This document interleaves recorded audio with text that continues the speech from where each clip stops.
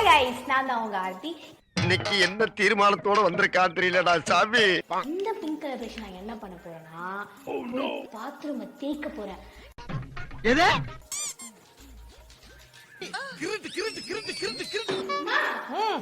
Brush பாத்தியாமா? Brush பாத்தியா? இந்த brush தான் தெரியுதுன்னா. எது? நீ நம்ம மட்டும் தெரியும். ஏய் பரதேசி இந்த ஏன் பிரஷ் இது? ஆரம்பத்துல ஆரம்பிச்சாங்க. என்னடி? கல்லடியில பாத்ரூம் கலர்ஸ் என்னடி? என்னடா சொல்றா? முகர் கட்ட. ஐயோ இத வச்சாடி கழுவுனே.